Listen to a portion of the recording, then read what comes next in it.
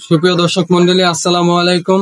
Facebook, ইউটিউবে এখন trending একটা ভিডিও চলতেছে যে আমাদের বাংলাদেশে একটি সাপ ঢুকে গেছে, যার সাপের নামটি হলো রাসেল ভাইপার। সো এই সাপটি খুবই বিষাক্ত, খুবই বিষাদার। একজনকে ছোবল দিলে সে হাইস্ট 5 মিনিট বাঁচতে পারে। তো আমি রেকমেন্ডেশন করব যে আপনারা যারা গ্রাম অঞ্চলে, প্রত্যেক গ্রাম যেমন বরিশাল, রংপুর, সুন্দরবন, বান্দরবন যারা আছেন, একটু সাবধানে ঘোরাফেরা করবেন, সাবধানে চলাফেরা করবেন, একটু দেখে শুনে যাবেন আশেপাশে আপনাদের। আর আর আপনারা তুফান আর আপনারা আপনাদের বাচ্চাদেরকে সবচেয়ে বেশি টেক কেয়ার করবেন, তাদেরকে দেখে রাখবেন। ইনশাআল্লাহ এই বিপদ থেকে আমরা কেটে পড়বো।